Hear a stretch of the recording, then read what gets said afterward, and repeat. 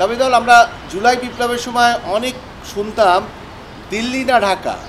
আপনাকে যদি প্রশ্ন করা হয় রাজনীতি না ফুটবল, প্যাচের অংশটা কোনটা কেমন?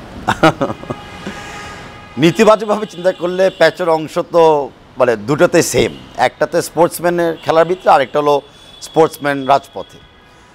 কিন্তু ফুটবল আর রাজনীতিতে আমি ওরকম পার্থক্য দেখছি না, কারণ দুটোর মাধ্যমে কিন্তু রাষ্ট্রের প্রতি অবদান রাখা যায় এবং মানুষের কল্যাণে কোনো কাজ করা যায় যদি আমরা সৎভাবে চিন্তা করি।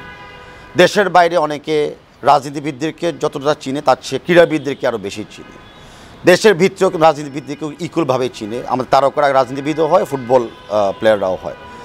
তাই মনে করি যে ফুটবল নাকি রাজনীতি সেই জায়গায় আমাদের থাকার কোনো দরকার নাই, অ্যাজ লং এজ আমরা মানে কমিটেড থাকি যে এই দুটো প্ল্যাটফর্মকে ব্যবহার করি আমরা দেশের জন্য কাজ করে যাব। না, মাঠের ফুটবলে যখন আপনি প্লেয়ার ছিলেন অনেকগুলো প্যাচ মারতে হতো, তো আবার যখন সভাপতি হিসেবে ফুটবল ফেডারেশনে আছেন সেখানেও তো প্যাচ করেই তো সভাপতি হতে হলো।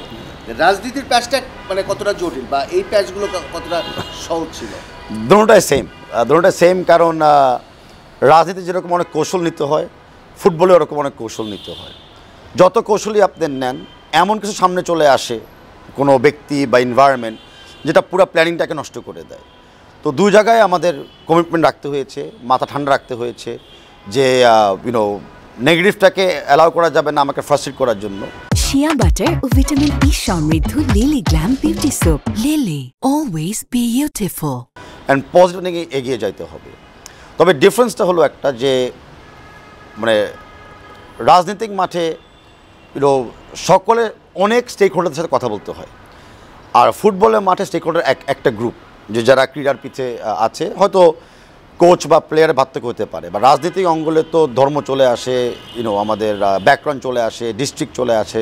বাংলা জাতীয়বাদী দল তো চাচ্ছে রাষ্ট্র মেরামত করার জন্য, তা আমরা স্বাস্থ্য সেবা উন্নয়ন করতে চাই, আমরা মানসিক স্বাস্থ্যকে উন্নয়ন করতে চাই, আমরা মানুষের যেন বিনোদন ইমপ্রুভ করতে চাই। তো ফুটবল তো একই কাজ করছে, মানে ফুটবলে যে খালি 11 জন খেলবে টুর্নামেন্টে জিতবে সেটা তো মুখ্য বিষয় না। ফুটবলে যে সাধারণ ছেলেমেয়েরা ব্যস্ত থাকবে, অসামাজিক কাজ থেকে দূরে থাকবে, শারীরিকভাবে ওরা উপকৃত হবে, সেই জায়গাগুলোতে কিন্তু ফুটবল দিয়ে অবদান রাখা যায়। তো আমি মনে করি যে ফুটবল এবং রাজনীতি, অ্যাজ লং এজ আমি দেশের জন্য কাজ করছি এবং মানুষের কল্যাণের জন্য কাজ করছি, আমার বিবেচনা করার দরকার নাই কোনটা আগে বা কোনটা পরে। Objective should be very similar. But because এই মুহূর্তে আমি বাংলাদেশ ফুটবল ফেডারেশনের প্রেসিডেন্ট হয়ে গেছি, তো অফকোর্স সবার একটা প্রত্যাশা থাকে যে ফুটবলটা আরেকটু বেটার স্ট্যান্ডার্ডে চলে যাবে, আর একটু বেটার গ্রোথের দিকে যাবে। তো নিশ্চয়ই আমার কিছু সময় তো সেখানে বেশি ব্যয় করতেই হবে।